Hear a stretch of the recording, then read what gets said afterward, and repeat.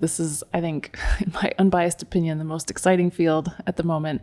People said that in prior decades, there was the physics decade and then the chemistry decade, and this is the biology decade.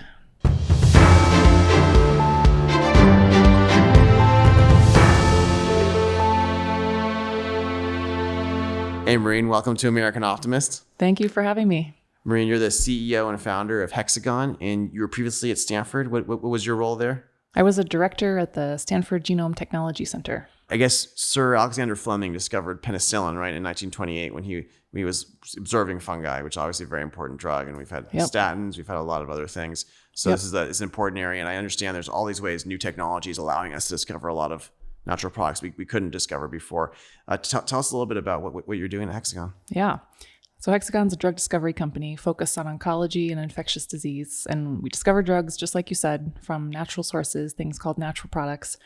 So these are drugs like penicillin, which was discovered in the 1920s, sort of by accident, as a wonderful antibacterial drug.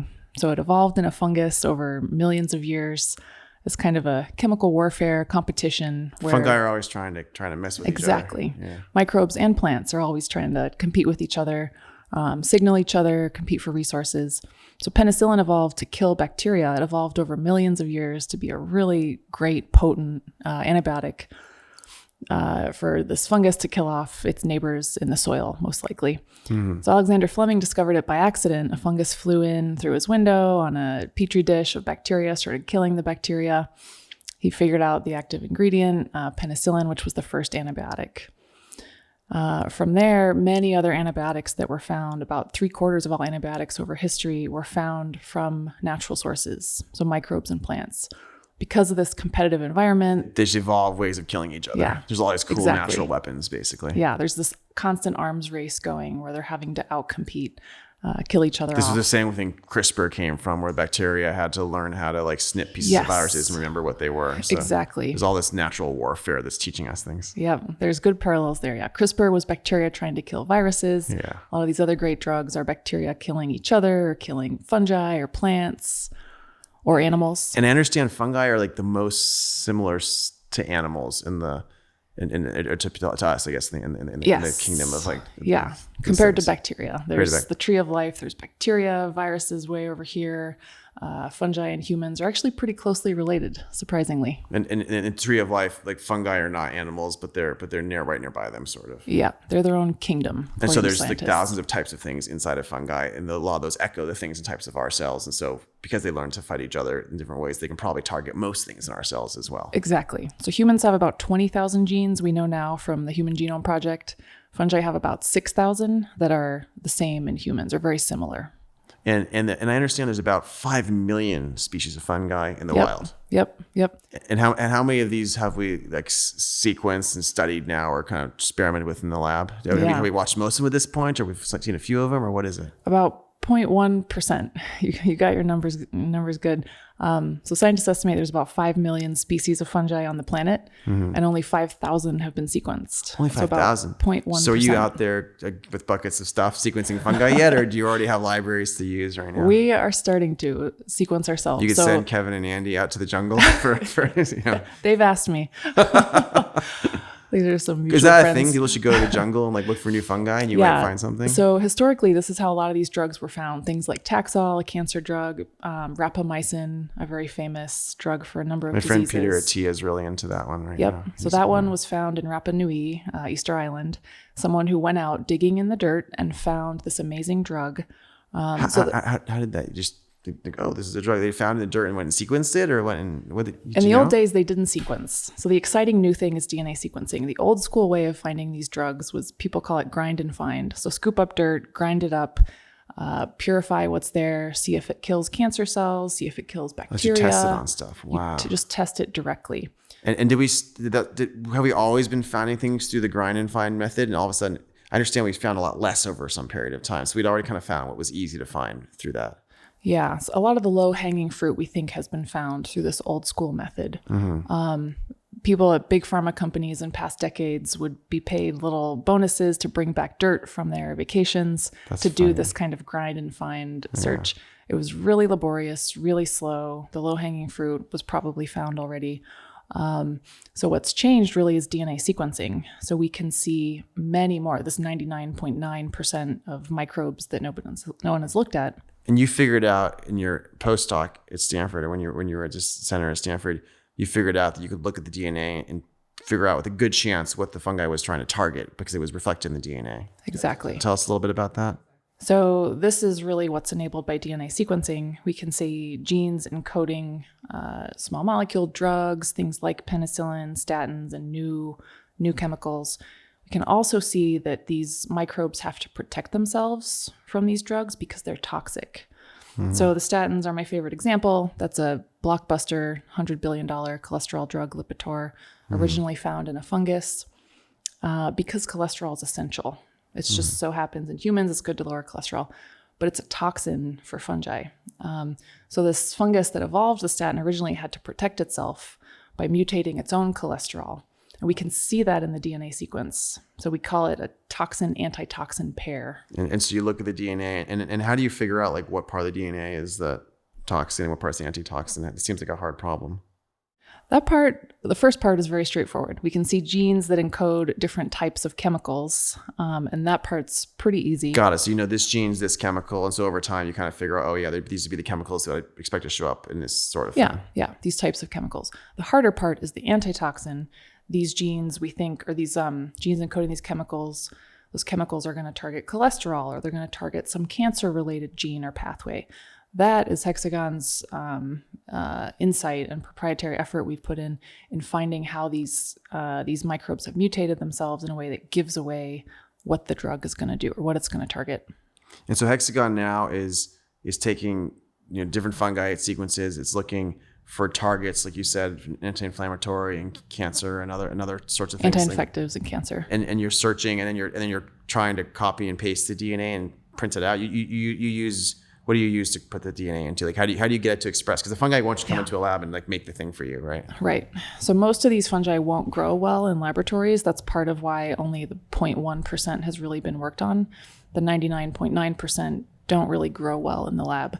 So what we do, exactly as you said, is we essentially transplant the DNA into baker's yeast, just beer and bread yeast. And just the part of the DNA that makes the thing you want. Exactly. It's usually about 10 genes and codes one drug. And you put it into the yeast, and do you brew the yeast? What do you do? Yep. We brew the yeast. When you come by, you'll smell yeast. So it looks like you're making beer. Yeah, it does.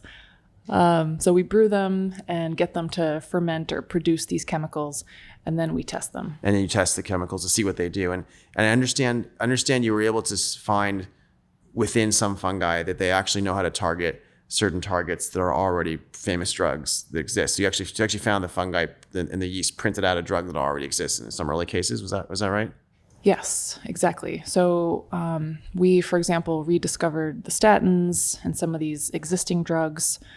We also see that microbes have evolved drugs for important essential pathways that are essential in cancer, for example. So microbes have already evolved over millions of years solutions to pretty important problems. And are you going to take these and take some of these drugs into phase 1 and whatnot? Are you going to do it yourself, or how are you going to do it? Yeah. So our plan is to initially keep our assets in-house and take them forward ourselves. We are interested in partnering with big pharma companies as part of a broader strategy. So right now we're focused on oncology and infectious disease, I mentioned. Longer term, we'll expand into other disease areas, such as immunology, metabolic disease, cardiovascular. Those are areas that are a little harder for a small company. We're 50 people. And those are disease areas that bigger pharma companies are more suited. They can help you with. They have more resources. They can push some ahead. Yep. You mentioned you have 50 people. One of my favorite things about your company, which is an awesome company in a lot of ways, is that you've hired some of our superstars who used to be a Palantir. And my friends, my old friends who are there, and they're really top computer scientists. You have a lot of top scientists, then you have these top computer scientists as well. What are these computer scientists doing at your company? Why do you need computer scientists? Yeah, great question. There's massive amounts of data here. So we are sequencing the earth. These 5 million species of fungi leads to orders of magnitude more genes and base pairs. So you're sequencing a lot of stuff, getting all the data. Yep. Yeah. Massive amounts of data. And then on top of that, doing some modeling, simple machine learning to learn which of these drugs are going to be useful in the clinic. And so there's machine learning based on just basically once you've seen enough things, you start to get a sense where it can predict here's the ones you spend more time on first and look at because of some characteristics. Yeah, exactly. As we're getting more genomes and more data, it's kind of like the quant effect on Wall Street. We can start to really see which genomes are going to be useful and which ones are not, and focus the search. And then sometimes the machine learning might be looking for the fact that it actually is like a toxin or an antitoxin, or it's looking for the fact that it could be a new one that you haven't seen before, or what kind of things? Both. So when we see related genomes or species, we can see clues that only this one in a family has this toxin antitoxin pair in ways that can give us more confidence. And then the second thing you said is also true. We can see brand new chemicals and targets, like disease areas that no one has seen before. So when you find some of these things, is it likely there could be something that's like a different type of statin that's similar, or is it going to be something that's just completely different, that's unrelated? Or what's most likely here?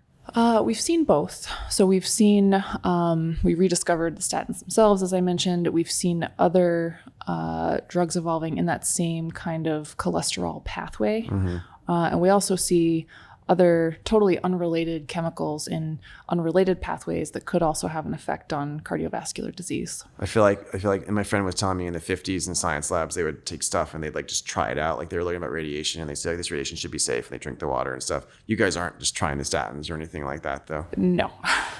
It's not how it works nowadays. Nobody in our lab does that. But you might eventually test it on like mice, right? It's like where we go first. Yeah. And then you'd like very slowly test for safety over time. Exactly. So what Hexagon's special sauce is discovering new chemical matter for difficult disease areas. Once we discover these compounds, we follow the tried and true FDA approval process. We are not innovating on the regulatory process at all. Got it. There's a certain way of like testing these things and seeing if they're legit or not. And then lots of people have figured that out, and you're going to use that. Yeah. Do you like have your own vivarium then for mice and stuff? Or we don't yet. We may someday. There's a really good ecosystem, especially in the Bay Area, for these kinds of safety studies. So you don't even really need to. You can just kind of pay someone else who's really good at that, and you focus on the part you're innovating in. Yeah, that's an exciting part of biotech right now. There's this ecosystem supporting small companies that can really focus on innovate what they're good in, and then outsource as much as possible. So if Hexagon is successful, what does that look like to the average American? How does that change their everyday life? We're hoping to bring many drugs to patients over the next 10 years, starting with cancer and infectious disease, and eventually many other disease areas. So that would affect people in terms of once they're diagnosed with the disease, we have a number of medicines that are actually treating patients. So I hope to actually treat many Americans in the years to come. So hopefully there's millions of people that can benefit and cure their cancer or cure their infection from you guys. Exactly.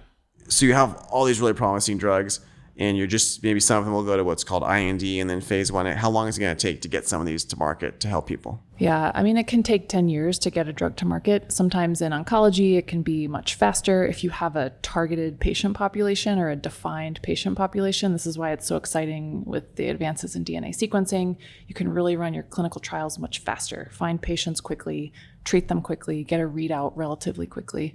But in general, in the pharma industry, there are strict regulations. You have to do safety studies in animals, and then phase 1, phase 2, phase 3 clinical trials before the FDA will let you sell the drug on the market. So I want to ask, as someone you're very involved in academia, and there's a lot of the smartest people there. You work closely with them. You made amazing progress there, and now you have your own company. I'm curious, like what are some of the differences and advantages and disadvantages of running a company and doing this really, more advanced research in some ways in a company versus doing it in a university? Like why couldn't you just have done this all at a university? And how do you think about the differences and the different roles you play in each? Yeah, good question. So I did a PhD at Stanford in bioinformatics, and I went into that assuming I would do academic research. And during my time at Stanford, so you weren't planning on like, I'm going to go make a lot of money building a company. You wanted to do research. Yep. Yeah. And during my time at Stanford, I got to know a lot of entrepreneurs and investors and people who'd done this kind of thing. And it became a very normal kind of path and a very exciting path because of all of the really smart capital out there investing in hard problems like this, hard tech, biotech, other kinds of technology companies. And it started to become clear to me over time that there was a much bigger opportunity in developing this at a company than it might have been in academia. were talking with a friend earlier who says it's like, I mean, you have to work really hard to get like $5 million for your lab in academia. Yes. Whereas how much money have you raised so far for the company? It's a lot more than that. Yeah, we've raised over 50 million. So it's like you've raised over 10 times more than that. Yep. And so you're able to do a lot more faster. Yep. Exactly. Are there other differences in between the two? Yeah, it's a really exciting time in biotech because so many smart young people are excited about solving these big problems in this kind of company setting. So you can get the help of more people more easily. Yeah, and this really critical mass, like 50 amazing, smart people, all like rowing together towards the same, or on the same problem, towards some solution. Do you think the equity alignment helps with that as well? Oh, definitely. Yeah. Is there a way that academics could have that, or it wouldn't really make sense in the other context? I had a professor at Stanford say the currency in industry is money or financial, and the currency in academia is credit. And it just leads to interesting incentives. There's a lot of competition. People aren't kind of rowing the same direction. You're trying to take credit maybe from someone else somehow. Yeah, don't get me wrong. There's awesome collaborations, wonderful people often working very closely together. But there's something different about being on a team of, for us right now, 50 people. We are all so laser focused on this one goal together. It's just amazing. If there were things you could change about either academia or the business world right now based on the experiences you've had, like what would you like to see work differently based on your own experience? Or what are some challenges that are frustrating? That's a good question. Academia or industry?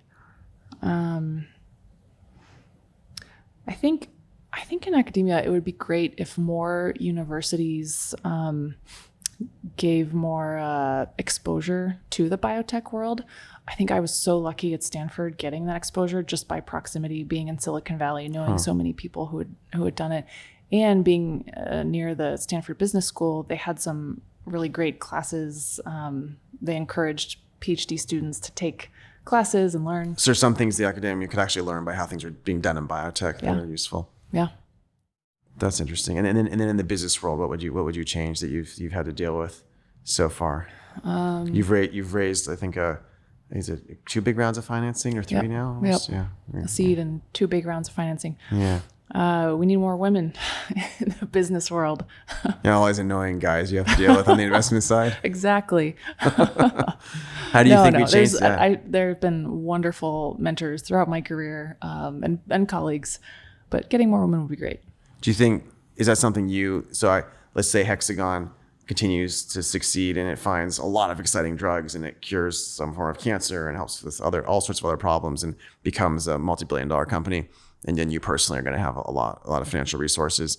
Like, is that something you'd want to work on, or would you yourself want to then mentor and maybe potentially help invest in up and coming people who are coming out of academia? Yes, absolutely.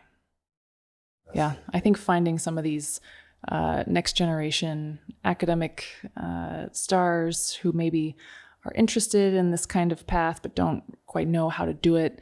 There's a lot of room for just, again, exposure, a little bit of helping them see how it can be done. I know a lot of really talented women founding companies in biotech from the science world right now. There are some for sure that are good investors. There don't seem to be as many of them who then choose the investment path. Is there something that we need to do differently to encourage that? Is that something that culturally not as many women are often interested in, or what's going on there? I actually see a lot of women investors on the biotech side. I think less on the tech side, but I think the numbers are great and growing. So it is getting better right now. It's like a positive direction. Yeah, from what I can see. That's really cool. Yeah. And one other topic I'm interested in, a lot of people are really worried about this like looming antibiotic resistance, where we're not going to be able to kill bacteria, and they're like evolving to overcome all of our different things. Is that something you guys are working on at all? And are you going to be able to make money doing that, or is there a problem? People say, no one's solving it because you can't make enough money for an antibiotic. So how do you think about that one? Yeah. So there's 3 major classes of anti-infectives. That's kind of the broad term. Antivirals. Anti-infectives. I got to make sure you use that. Anti-infectives means viruses, bacteria, and fungi. Those are 3 things that infect you. Yeah, exactly. As opposed to cancer is like self gone wrong. Yep. or immune-related diseases. There's 3 kinds of infectious disease. So viruses, there's a robust business for that right now. Yes. Antifungals, we are working on. There's a big unmet need there. I hear when you get, this is kind of creepy, but I hear when you get older, like the fungi can get into your toe and then just stay there, and you permanently have a toe with fungi in it that everyone sees, and there's no way to get rid of it right now, which sounds, I just heard about this from an older friend, which sounds super creepy. This is are you gonna solve this for us? yeah, we hope to solve that. We're actually more working on systemic fungal infections, much more life-threatening. There's a bigger unmet need there, or more dire. Of course, that's fair. That one of them's ugly, one of them kills you. So. Yes. Is that a pretty common problem? People die from fungal infections? Yes, it is a big and growing problem right now. How does that happen? Do you have to go into the jungle or something, or it happens every day to people? Or what? These days, it's mostly immune compromised people. Got it. So your immune system's already weak, and then a fungi gets in and spreads, and we need some other way to help kill it off. Yeah. And there's a lot of other treatment regimens that can lead to this. Certain types of cancer therapies, for example, can leave you immune compromised and more susceptible to this. The antibacterial problem is different. Sadly, the market there is just broken. Companies know this. The government knows this. How do we fix this? This seems like a really important problem. The government has to step in. In what way? So right now there's antibiotics, and I guess I understand there's some that we try to reserve and not use too much because they're kind of like a last line of defense. But especially in hospitals, bacteria evolve to withstand a bunch of these. Yep. And why is the market broken? Because they're not willing to pay enough for the one thing you're only going to need rarely for now, but you're eventually going to need it a lot more. Yes. Physicians, payers, people are not willing to pay a lot for antibacterial drugs because you have something that works, and then there's no patents on them anymore because they've been around forever. Yes, and penicillin works for most patients. The problem is this growing drug resistance in bacteria. They're just swapping these drug resistance genes left and right. It's really scary, and that it'll be a massive wave that'll hit us. We just don't quite know when, and investors don't know when that'll happen either. At some point, there'll be bacteria that are resistant to all of them, and they're gonna come hit us. This will be like the next COVID-19 maybe or something. Yep. Are bacteria as infectious as viruses, or how does that work? Yes, they can be. And our generation has forgotten that because we've had great antibiotics our whole life. We've had to really deal with it, yeah. But yeah, I mean, the plague, lots of other bacterial diseases were just terrible and terribly infectious. But now they're no problem because of antibacterial drugs. You seem like a very mission-driven person. So this is something Hexagon's working on, and then we'll figure out how to get paid for it.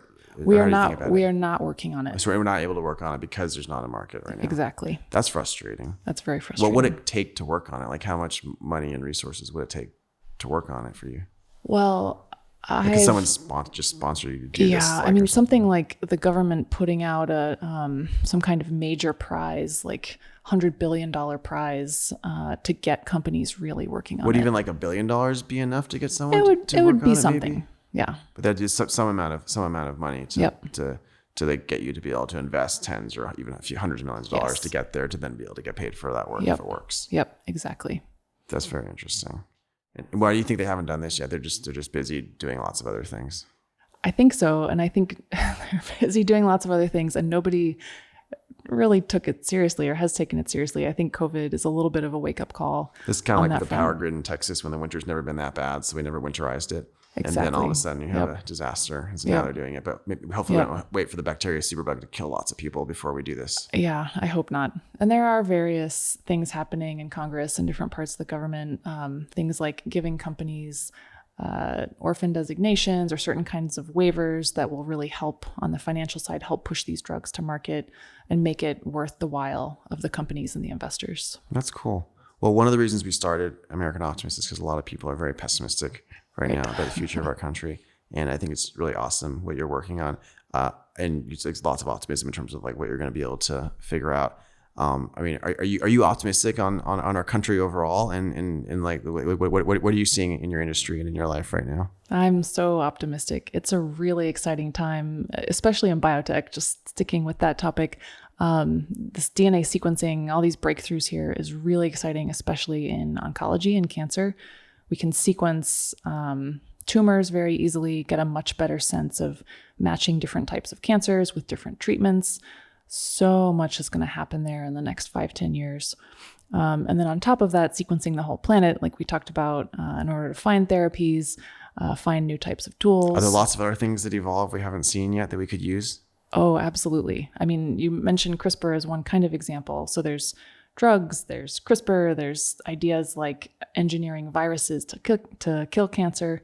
So there's so much out there. So there's all sorts of these mechanisms and from this kind of ancient warfare between viruses and bacteria and fungi that we can harness in cool ways for ourselves. Yeah, it's a very exciting time in biotech. So speaking of the different types of people going into biotech right now, this is obviously a really exciting space.